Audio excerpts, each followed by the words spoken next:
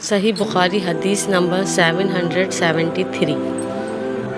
نبی کریم صلی اللہ علیہ وسلم ایک مرتبہ چند صحابہ رضی اللہ تعالیٰ عنہ کے ساتھ عکاظ کے بازار کی طرف گئے۔ ان دنوں شیاطین کو آسمان کی خبریں لینے سے روک دیا گیا تھا اور ان پر انگارے شہاب ثاقب پھینکے جانے لگے تھے، تو وہ شیاطین اپنی قوم کے پاس آئے اور پوچھا کہ بات کیا ہوئی۔ انہوں نے کہا کہ ہمیں آسمان کی خبریں لینے سے روک دیا گیا ہے، اور جب ہم آسمان کی طرف جاتے ہیں تو ہم پر شہاب ثاقب پھینکے جاتے ہیں۔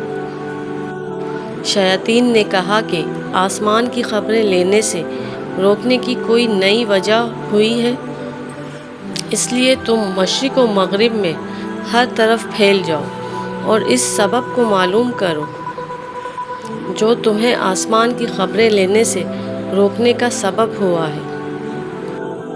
وجہ معلوم کرنے کے لیے نکلے ہوئے شیاطین تہامہ کی طرف گئے، جہاں نبی کریم صلی اللہ علیہ وسلم عکاظ کے بازار کو جاتے ہوئے مقام نخلا میں اپنے اصحاب کے ساتھ نماز فجر پڑھ رہے تھے۔ جب قرآن مجید انہوں نے سنا تو غور سے اس کی طرف کان لگا دیے، پھر کہا، قوم کے لوگوں، ہم نے حیرت انگیز قرآن سنا جو سیدھے راستے کی طرف ہدایت کرتا ہے، اس لیے ہم اس پر ایمان لاتے ہیں اور اپنے رب کے ساتھ کسی کو شریک نہیں ٹھہراتے۔ اس پر نبی کریم صلی اللہ علیہ وسلم پر یہ آیت نازل ہوئی،